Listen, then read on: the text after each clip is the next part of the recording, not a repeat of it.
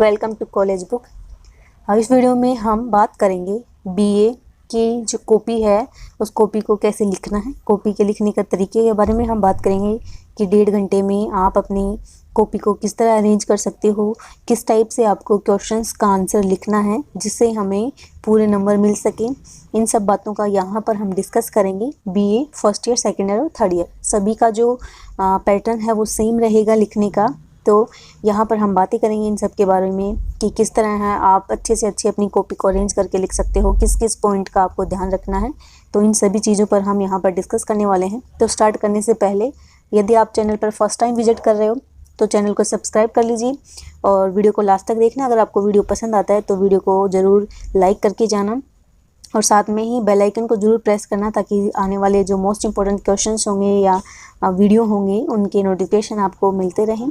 तो चलिए स्टार्ट करते हैं। तो सबसे पहले हम बात कर लेते हैं कि बीए एग्ज़ाम की कॉपी कैसे लिखें। ये मेन इस जो टॉपिक है, इस वीडियो का मेन टॉपिक है हमारा कि बीए एग्ज़ाम की कॉपी को कैसे लिखें।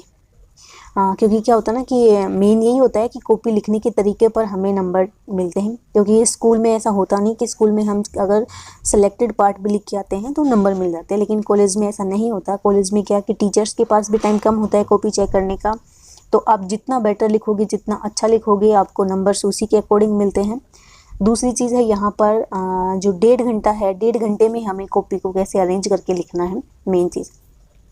और 2000 यहाँ सॉरी 21 लिखा गया है, ये 2022 के लिए है, ठीक है ना। 2022 का जो पेपर पैटर्न है उसके अकॉर्डिंग है। तो अगर हम बात करें कि सबसे पहले अब हम देखें एग्ज़ाम में किन किन बातों का आपको ध्यान रखना है, तो सबसे पहली बात कि एग्ज़ाम देने से पहले, आप परीक्षा से पहले एक बार अपने सिलेबस को ज़रूर देखें कि जिस भी सब्जेक्ट का आप पेपर दे रहे हो उस सब्जेक्ट का सिलेबस हमें अच्छे से पता होना चाहिए। क्योंकि आर्ट्स के सब्जेक्ट्स में काफ़ी बड़ा टॉपिक है सब्जेक्ट्स का। तो यहाँ पर आपको सिलेक्टेड पढ़ना है जो आपके सिलेबस में है, सिलेबस से एक्स्ट्रा आपको यहाँ पर नहीं पढ़ना है। दूसरी चीज़ है अपने साथ 2 पेन जो लेके जाने चाहिए, आपको 2 पेन लेके जाओ, कम से कम 2 पेन आपके पास होने चाहिए। क्योंकि बीए के सब्जेक्ट्स में काफ़ी लिखना होता है, तो फिर अगर आप एक ही पेन लेके जाओगे तो आपकी प्रॉब्लम हो सकती है। तो 2 पेन एटलीस्ट आपके पास होने चाहिए। दूसरा, आपका एडमिट कार्ड होना चाहिए। तीसरा, कोई भी फ़ोटो वोटो की ज़्यादा ज़रूरत वैसे पड़ती नहीं है, बट फिर भी आपके पास डॉक्यूमेंट्स आपका ऐसा कुछ हो जिसमें आपकी फ़ोटो लगी हो, वैसे चेक नहीं करते हैं। और अभी मास्क की ज़्यादा ज़रूरत है नहीं। नेक्स्ट है एग्ज़ाम में दूसरी चीज़, मेन पॉइंट है कि एग्ज़ाम में बैठने के बाद कॉपी पर सभी एंट्री जो है ध्यानपूर्वक करें। कि आप जब भी अपनी आपको कॉपी दी जाएगी तो उसके अंदर आपको जो एंट्री फिल करनी होती है उन एंट्री को आप केयरली अच्छे से फिल करें। क्योंकि अभी 2-3 बच्चों का मुझे कमेंट आया था कि मैम हमने रोल नंबर्स में थोड़ी सी मिस्टेक की है, लास्ट कॉलम में हमने 0 नहीं फिल किया, या स्टार्टिंग में 0 से स्टार्ट होते हैं रोल नंबर तो हमने 0 से स्टार्ट नहीं किया है, इसकी वजह से लास्ट वाला जो कॉलम है वो खाली रह गया है। तो इन चीज़ों का आपको ध्यान रखना है कि आपको ऐसा नहीं करना है। जितनी भी आप एंट्री फिल करो उनको अच्छे से फिल करो केयरफुली। और फिर ना है फिल करने के बाद जैसे ही आपको पेपर मिलता है, पेपर को पहले अच्छे से देखिए, उसको अच्छे से पढ़े, यूनिट वाइज कौन कौन से क्वेश्चंस दिए गए हैं, मेन चीज़ ये है। अब हम बात करते हैं कि कॉपी को जब लिखने का टाइम आता है तो कॉपी आपको कैसे लिखनी है, कॉपी कैसे लिखें।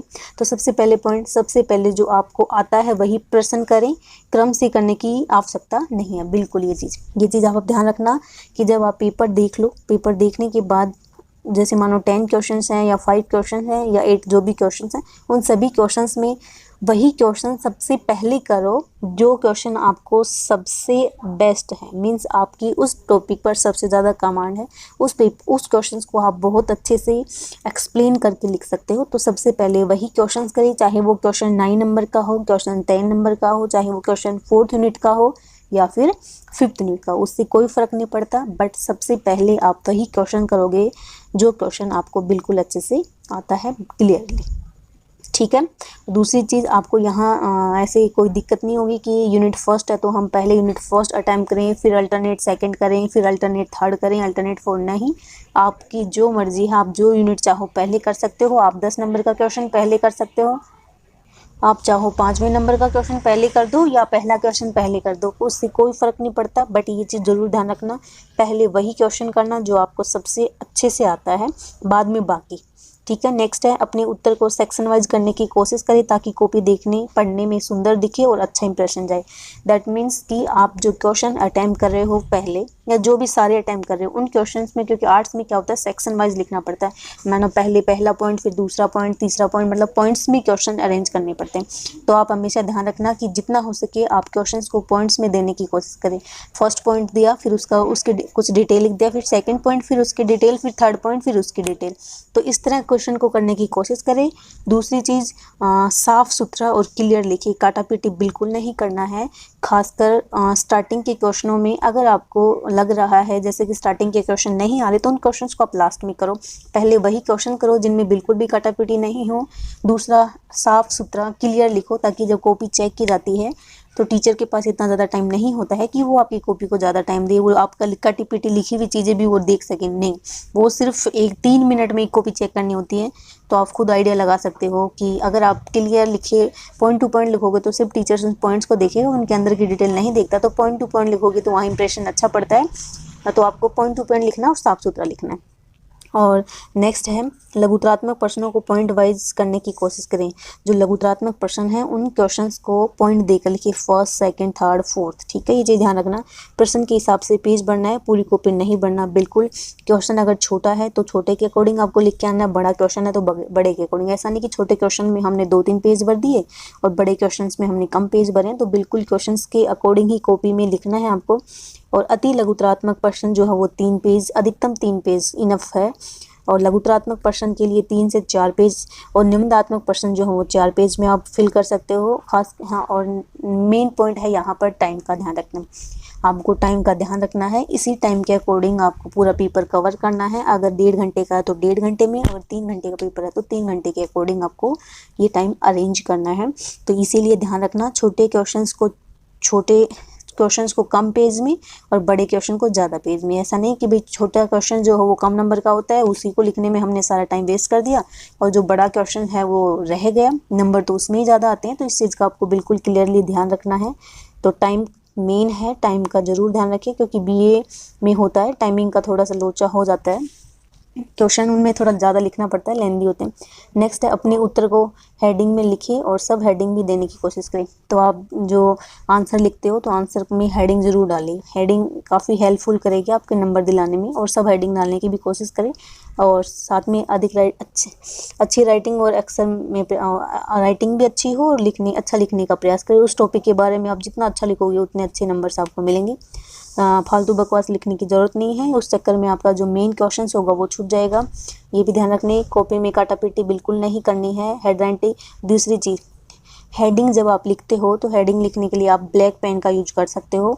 अगर आपके पास ब्लैक पेन नहीं है तो हेडिंग पे आप अंडरलाइन कर सकते हो। ये सबसे इम्पोर्टेंट है, खासकर BA वाले बच्चों के लिए मोस्ट इम्पोर्टेंट चीज़ है ये, कि आपको जो हेडिंग लिखते हो उस हेडिंग को या तो ब्लैक पेन से लिखो या फिर उस हेडिंग के नीचे आप अंडरलाइन करो। उससे क्या होता है कि जब टीचर के पास टाइमिंग कम होता है चेक करने के लिए, तो वो आपकी अंडरलाइन की हुई हेडिंग जो होती है ना, उस पर उसका फोकस जाता है, नोटिस करता है कि बच्चे ने सब डिटेल लिखी हुई है यहाँ पर सारी, तो उससे इंप्रेशन बढ़ता है और आपको नंबर भी अच्छे दिए जाते हैं।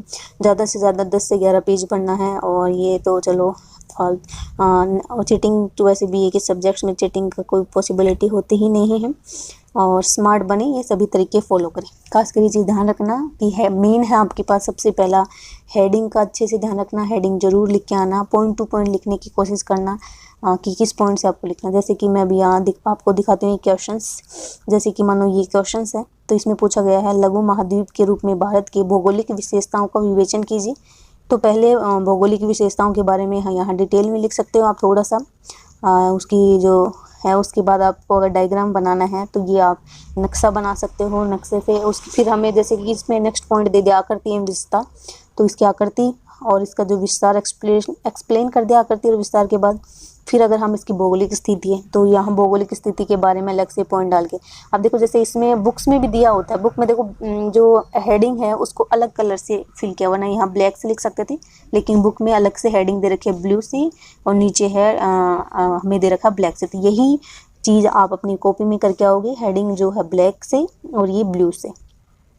आप देख सकते हो, आप देखो यहाँ फिर जैसे फर्स्ट पॉइंट आया हमारे पास भौगोलिक स्थिति का महत्व, तो भौगोलिक स्थिति का यहाँ महत्व दिया। नेक्स्ट उसका सेकंड पार्ट है वायु मार्ग, और थर्ड पार्ट है स्थलीय सीमा। ये स्थलीय सीमा से ये डायग्राम से शो किया गया है।